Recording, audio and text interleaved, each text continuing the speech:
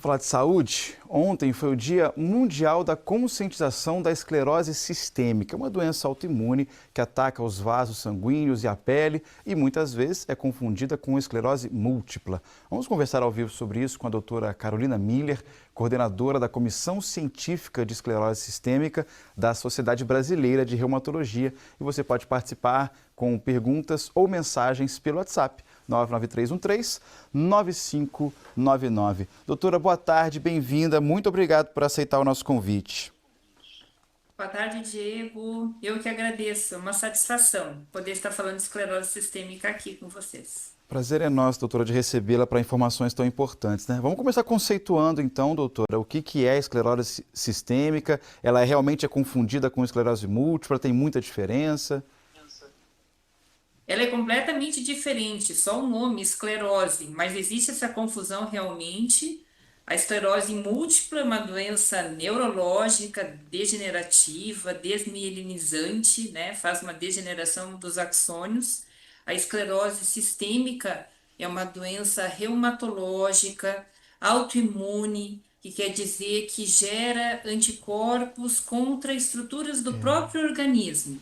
Então, ela se caracteriza por uma produção desorganizada de fibrose, que acomete tanto a pele como os órgãos internos, uma lesão vascular, que a gente chama de vasculopatia, principalmente dos pequenos vasos, e essa produção de autoanticorpos que caracteriza a doença.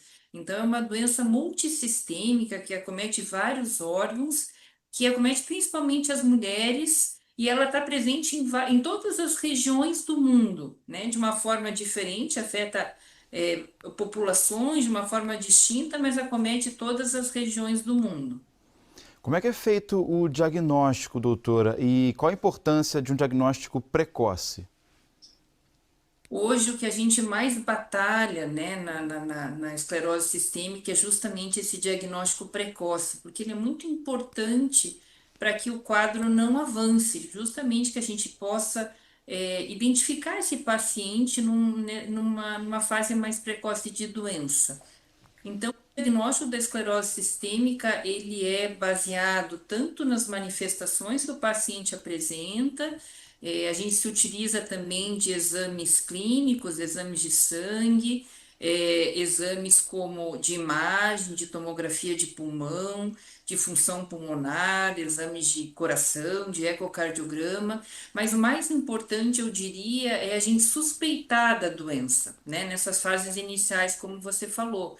Então, uma das manifestações, quando a gente faz campanhas, né, nesse dia de conscientização da esclerose sistêmica, que foi ontem, dia 29 de junho, é muito importante, a gente fala do fenômeno de Raynaud, né, que é uma manifestação que acomete todos os pacientes com esclerose sistêmica, que é aquela questão da mão ficar roxa, as extremidades do corpo, principalmente as mãos e os pés, ficarem brancos, roxos, principalmente na exposição ao frio.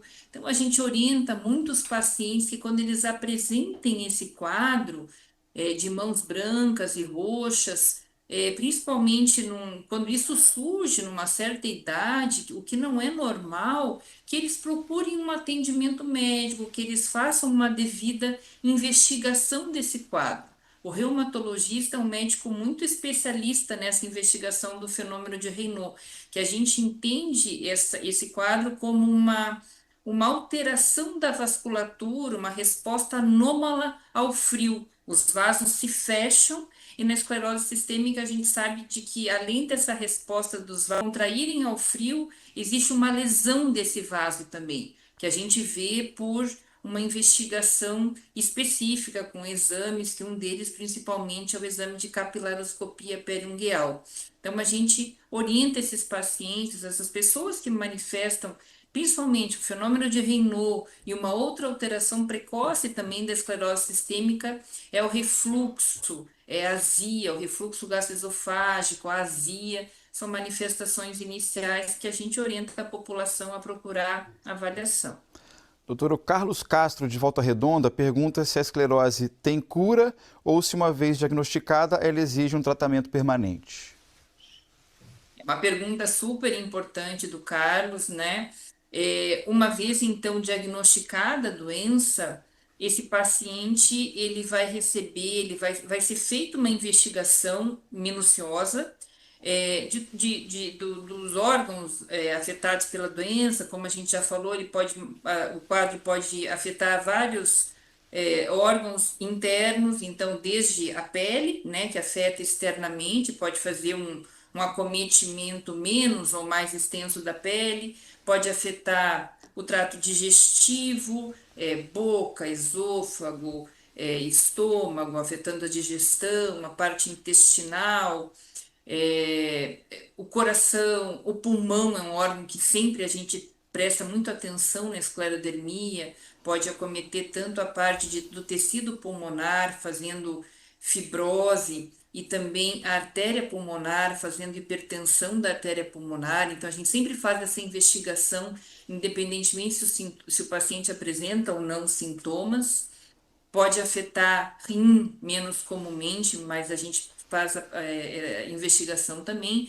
Então, a gente acompanha o paciente muito de perto, de tempos em tempos, fazendo exames com regularidade. E ele perguntou em termos de cura. A gente não tem ainda para dizer cura de doença, mas a gente pode dizer que o paciente ele pode apresentar um controle muito bem do seu quadro clínico e precisa fazer acompanhamento regular, sem dúvida. Carolina Miller, reumatologista, ao vivo com a gente aqui no RJ1, tirando dúvidas sobre a esclerose sistêmica. Doutora, muito obrigado mais uma vez, uma excelente tarde, boa semana e até a próxima. Obrigada, igualmente para todos. Obrigado. No próximo bloco.